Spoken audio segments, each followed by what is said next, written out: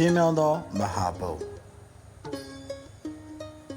လွန်ခဲ့သောနှစ်ပေါင်း1000ကျော်ကမြမပင်လယ်ကမ်းရိုးတန်းတစ်လျှောက်မှာတထုံပြည်ဟုအင်အားကြီးမားသောနိုင်ငံတော်ကြီးရှိခဲ့ပါတယ်။ထိုပြည်ဟာဗုဒ္ဓဘာသာစာပေရည်ကြီးမှုများအလွန်ထွန်းကားရာဌာနေဖြစ်ပြီးပြည်ထက်သုံးပုံမပြတ်ထိန်းသိမ်းထားနိုင်ခဲ့ပါတယ်။ထိုချိန်ကာလတွင်မနူဝမင်းသည်တိုင်းပြည်ကိုအုပ်ချုပ်မင်းလုပ်ခဲ့ပါတယ်။တချိန်တည်းမှာပဲမြန်မာပြည်အလဲပိုင်းဗကံပြည်ကိုထူထောင်သူအနွယ်ရန်မင်းကြီးသည်လည်းတကောအာဏာတဖြည်းဖြည်းတိုးလာခဲ့ပါတယ်။သာသနာတော်ကိုပုံမထွန်းကားလိုတဲ့အနွယ်ရန်မင်းဟာတထုံပြည်မှာပြည်ထက်သုံးပုံကိုပြစ်ဆောင်လိုကြောင်းမနူဝမင်းနဲ့တန်တမန်စီလွတ်ခဲ့ပါတယ်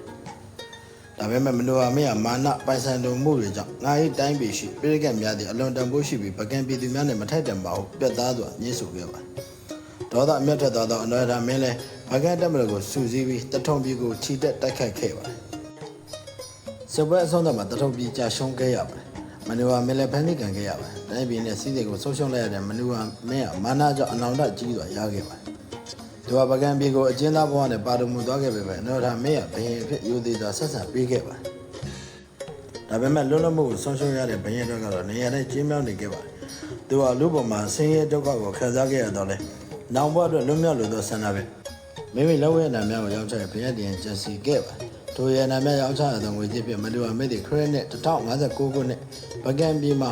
မနူဝဘုရားကိုတည်ထားကိုးဝယ်ခဲ့ပါတယ်။ဘုရားရဲ့အလဲအဆောင်အတွင်းမှာထိုင်တော်မူရုပ်ပွားတော်၃ခုကိုတည်ခဲ့ပါတယ်။ရုပ်ပွားတော်များကအလွန်ကျင်းမြောင်းပြည့်ကျက်စွာတည်ထားတာပါ။မနူဝဘုရားအကျဉ်းကံဘဝရဲ့ကျဉ်းကျပ်မှုကိုရည်ရွယ်ခဲ့တာပဲဖြစ်ပါတယ်။ဒါပေမဲ့ဘုရားရဲ့အနောက်ဘက်အခန်းကိုဝင်လိုက်တဲ့ငြိမ်းချမ်းလာတဲ့လျှောင်းတော်မူရုပ်ပွားတော်ကိုမြင်တွေ့ရမှာပါ။ထိုလျှောင်းတော်မူရုပ်ပွားတော်ဟာလွတ်မြောက်ခြင်းကိုရည်ညွှန်းတာပါ။ဒုက္ခများမာနများမှလွတ်မြောက်လိုသောဘုရင်တစ်ပါးရဲ့